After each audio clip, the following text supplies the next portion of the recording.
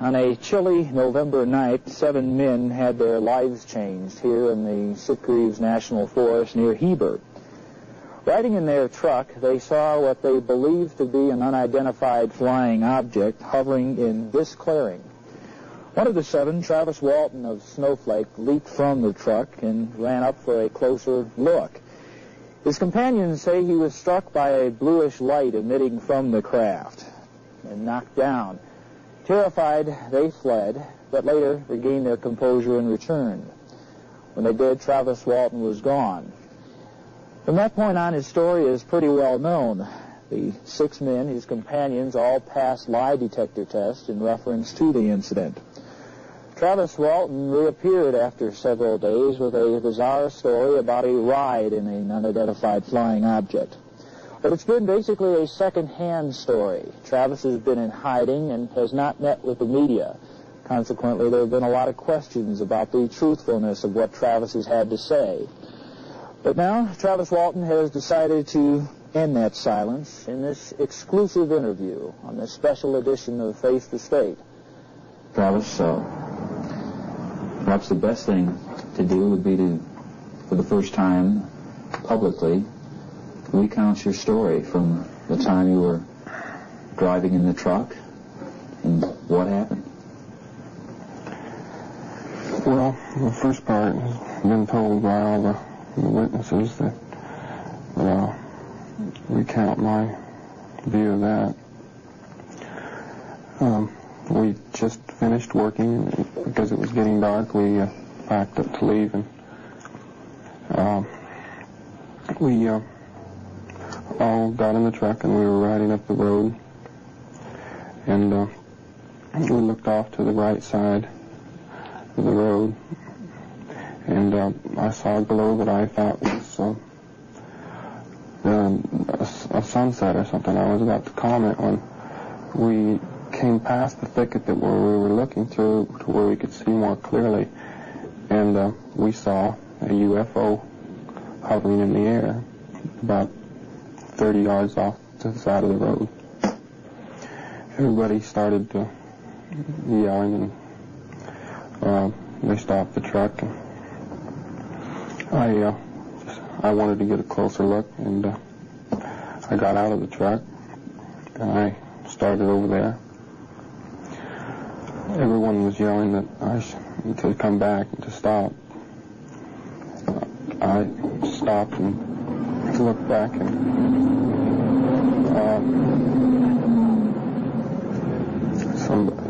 somebody called my name, and I turned back around, and it started to make a noise and started to move, and I took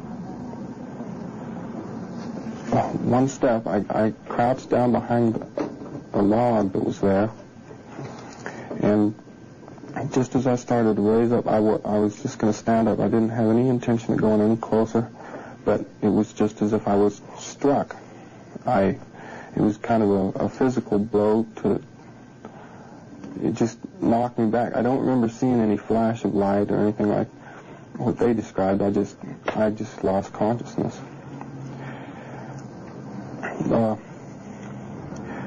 When I regained consciousness, I was looking up at a light shining down on me from the ceiling. I could tell I was leaning up on a bed or a table or something because the ceiling was close. I was in a lot of pain. I couldn't quite bring myself totally awake. What type of pain? What parts of your body? It was kind of like in my head, but just all over it. I can't describe it.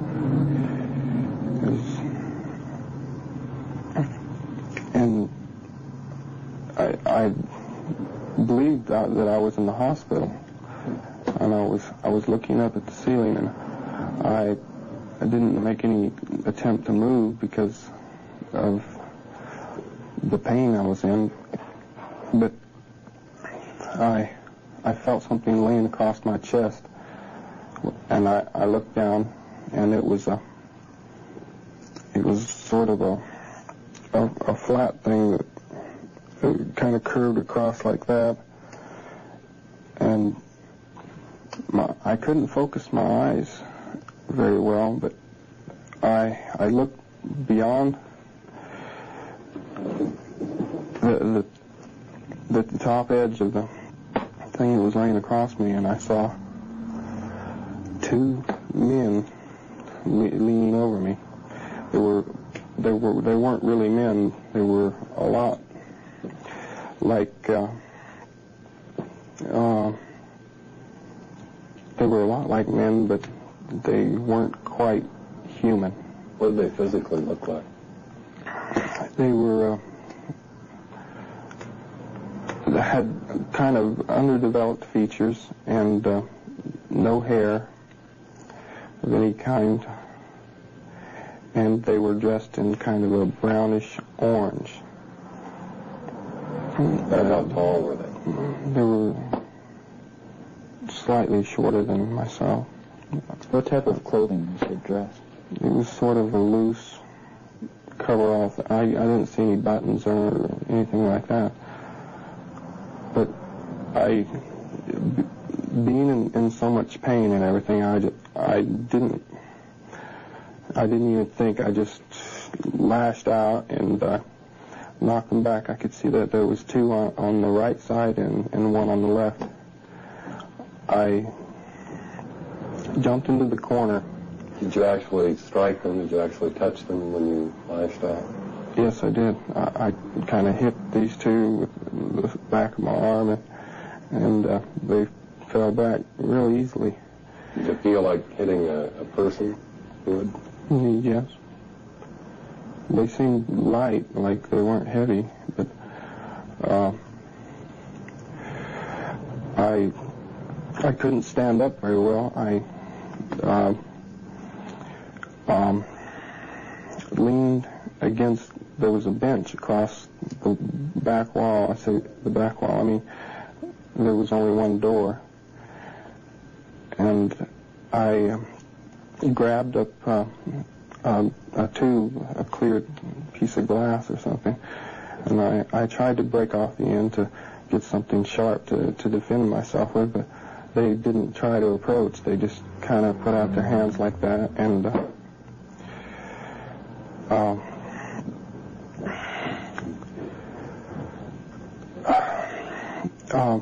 I was leaning. I couldn't stand up very well. And I was breathing very heavily. And they didn't try to approach or anything. They just left. They just ran out real fast. And I was alone there for several minutes, and I couldn't catch my breath. It was very hot. And I was afraid they'd come back. And so I left. They'd gone, there was a corridor outside, and they went to the right, and I went to the left. You went through the door? Yeah, there was no door. It was just a hole, a doorway. An open? And it was a curving hallway, and it curved to the right. There was another door with no doorway. It was just a hole. And I went into a room there, and... Had you gone very far distance at that point? It was only about 30 feet or 40 feet. I don't know. Not very far. No, not even that far. I don't remember. It was a very narrow corridor, and it was dimly lit everywhere. And I went into this room that you could see out. It was. You could even see the stars back through the wall I just came through. It was. I could still see that there was walls, but I could see the stars at the same time. And they didn't look like windows? No, it wasn't like that. And there was nothing in the room but a chair with some controls and knobs and things. I just kind of, I was was hysterical. I was frantic, and I just moved around in there for a while, and I started fooling with the buttons there. Did you sit in the chair? And I did later. First I just touched it. I didn't think I should be. I was afraid I'd mess something up and that somebody would come. And I heard somebody come in, and I turned around, and it was a man, just like people. I mean, he wasn't like the other creatures or whatever at all. He looked just like you and I, except he had a helmet on, a sort of a clear helmet. And he had hair and everything? Yes.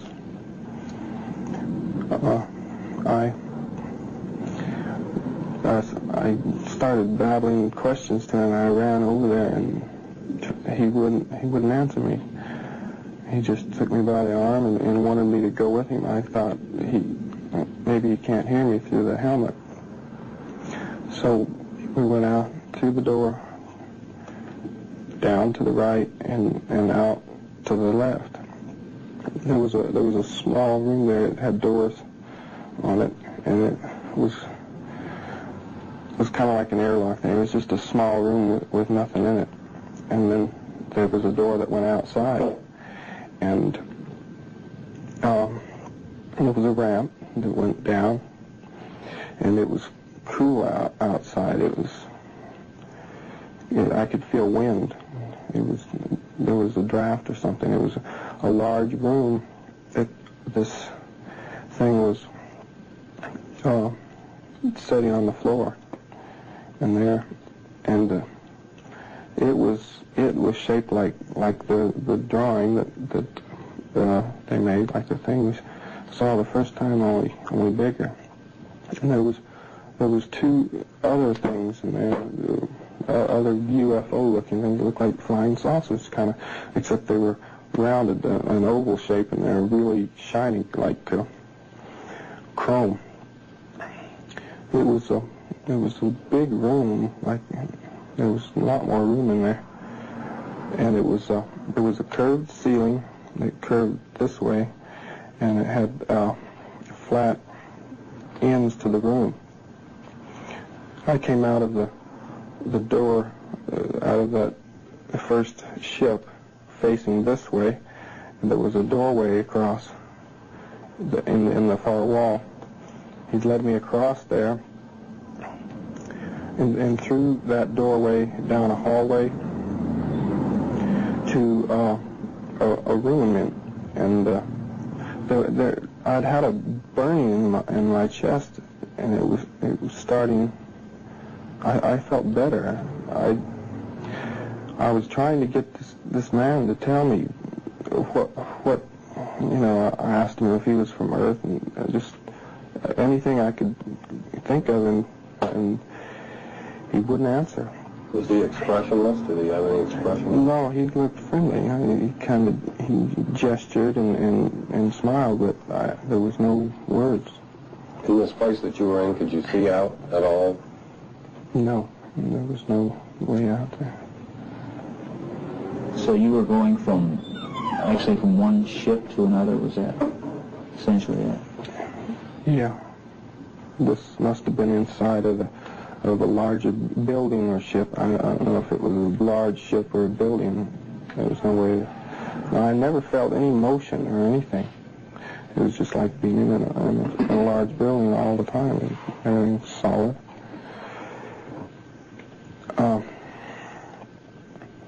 I was led down the hallway. The man sat me in a chair in a room with 3 other people that were like himself. They were dressed in blue. And he went out. There was a door on the other side, and he went on through. And I sat in the chair, and I tried to get the people to talk to me that were there, and they didn't have things on their head, and so I thought that maybe they could hear me, but they wouldn't answer either. There was 2 men and a woman in the room after the first man left. A man and a woman came from around the table, and they each took me by the arm and led me over to the table and got me up on the table. And I don't know why I should cooperate with them, but they put a deal over my face. It was kind of like an oxygen mask thing. It was kind of clear plastic, and it had a round black thing on it about that big, just attached to it. And I looked up at the ceiling, which was just, it was all solid light. There wasn't any light fixture or anything. The light in the room just came from the ceiling. And that was last I remembered. I went to sleep until I woke up. I was laying on the pavement. It was very cold. I woke up very suddenly, and I looked up the roadway. I was laying outside. It was night, and I could see a light on the bottom of a flying saucer that looked just like the rounded ones that were inside there. And it was very shiny, but the only light came out of the bottom. But then that went off, and it just went straight up really fast, just without a sound. And what were your feelings at that point? Were you still in pain? Did you know where you were? I didn't know where I was immediately, but I recognized the roadway, and I could see a light down the hill, so I ran down that way. And it was about a mile, or a half a mile to Heber, and I ran down to the phone booth that is by the gas station there, and I called my brother-in-law, and I don't know what I said. I was hysterical, and he answered and said, "Who is this?" And I tried to tell him, and he said, "I think you got the wrong number," and he started to hang up, and I screamed at him that, it was me, and so he stopped, and he said, "Okay, I'll get somebody to come and get you." And I hung up, and I just couldn't stand up anymore, and I just sat down there. Were you in physical pain? No, not at the time. I didn't feel any more pain. I just was so weak I couldn't stand up. I was extremely thirsty.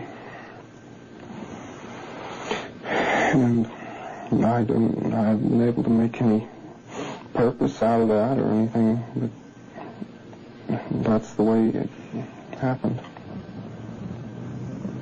We'll be joined by Jim Lorenzen of Aerial Phenomena Research Organization after these messages.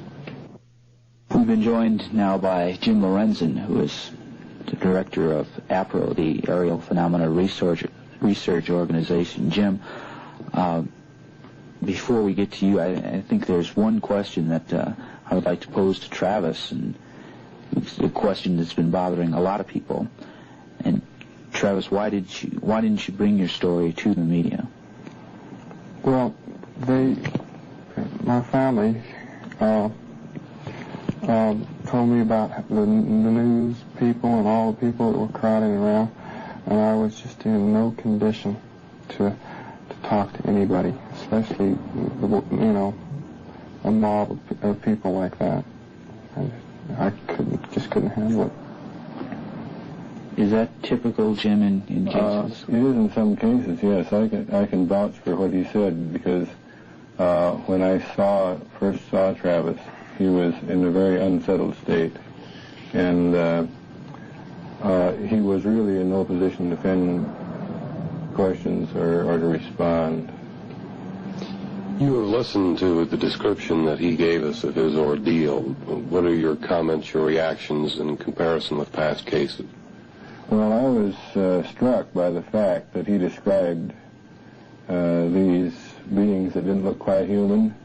He described them precisely the way another person has described them who had a similar experience. Now, this case has not been published anywhere, and no case like it that I know of has been published, so it's something that Travis could not have read anywhere. And the descriptions are identical. There was some apparent conflict between different organizations, UFO organizations, over Travis's story. Why are you defending it, and why did the others seemingly discount it? Well, some people get concerned about their image, and they don't realize that this subject has many facets to it that can be, embarrassing in the sense that public acceptance is lacking. The story seems to the uninitiated pretty wild. I think the fact that our organization has now going on 24 years experience made us able to cope with this in a much more sane and realistic manner than people without that kind of experience. Could you tell us what kind of testing that Travis has undergone, what the results were of that, and what the plans are for the future? Well, I can do this generally. We had them checked by a couple of MDs, and they ran some tests. I don't have all the results, but I can say this, that there was a urine analysis done on the first urine sample after his incident, and this completely does away with the idea that there was any drug involvement that some people brought up. That and the blood samples really straighten that out. There's none of that involved, and he's been interviewed in great depth by some very well-respected psychiatrists, and they have concluded that he is not a party to any hoax, and that he's telling the truth. Now, when we call in witnesses, calling experts like this to interview witnesses, of course we call them in because we feel they're qualified to make those judgments, and I have no trouble accepting those judgments at all, particularly, as I mentioned, since parts of his story really correspond with cases that we know of already. Was this under regressive hypnosis? Now, regressive hypnosis has been performed by still another man. In fact, it's performed by Dr. Jim Harder of Berkeley, University of California at Berkeley. He's our research director, and he is a specialist in this sort of work, and has been involved in quite a few other cases. Under the regressive hypnosis, he relived the thing just essentially as you saw here, probably with a little more detail. What other kind of tests would he be going through in the future? Well, you see, we're really sort of past the testing stage in a sense. In other words, from now on, I think you'd be more likely to call it research. We hope to have this memory, the blocked memory, relieved so that we can get a full account of what happened. This may take time, and there may be a program delay that we just have to wait for. It'll just depend on how he feels as time goes by. Why not the polygraph test? This has been a major criticism. All right. Because a lot of people have criticized it because they think polygraph is a lie detector, because it's called that. But it's not. And Travis was under that impression, too. He was anxious to take a lie detector or polygraph test. I advised him not to, and several other people advised him not to, because what it actually measures is stress. And questions about stressful memories would bring stress reactions just as well as anything else. So it would have been meaningless to have him take that test at the time. It could have been, in fact, one of the psychiatrists said it would have been a disaster for him to take it at the time. It would have created a lot of false impressions. How would you explain the other 6 witnesses taking a test and having passed it then? Well, their memories, of course, are not blocked. they remember what happened. It wasn't the same sort of stressful situation that Travis has obviously gone through. Travis, what would you like for your future? What would you like to have come of this? Just